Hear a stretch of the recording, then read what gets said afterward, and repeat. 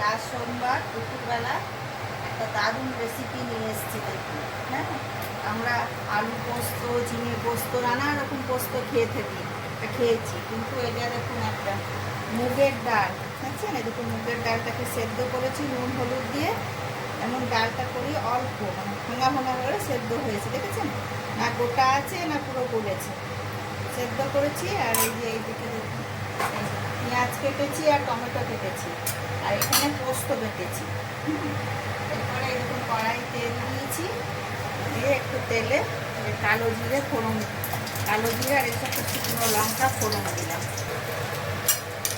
দিয়ে দেখুন পেঁয়াজগুলোকে ভাজবো।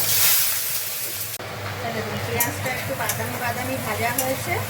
এরপরে এখানে টমেটো আছে, টমেটো দেবো। আর আমি এই যে আপনাদের ডালটা দেখিয়েছিলাম আন্দাজ মতো, নিজের মতো ডালটা করেছি।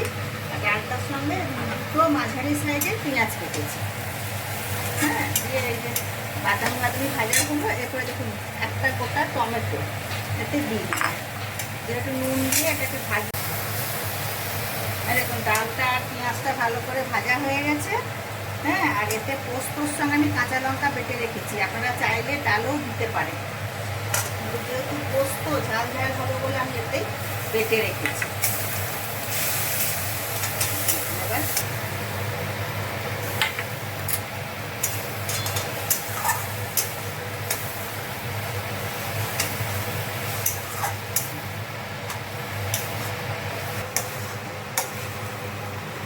খুব দারুণ গন্ধ সেন্ট করেছে।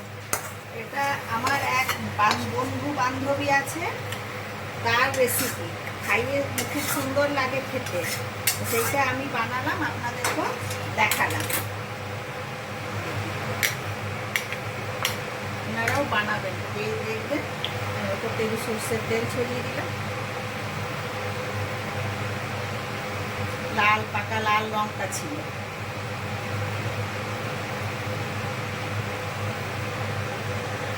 দেখুন এবার বলুন কেমন লাগছে দেখতে। এটা গরম ভাত দিয়ে খেতে খুব সুন্দর লাগে, মনেই হবে না মুগের ডালের পোস্ত। এটা একবার আপনারা খালি প্লিজ বানিয়ে খেয়ে দেখবেন, কারণ আমিও এটা আমার নিজের নয়, কিন্তু খুব ভালো লাগে খেতে। খাবেন, ভালো লাগলে পাশে থাকবেন, বলবেন। সবাই সুস্থ থাকুন, ভালো থাকুন।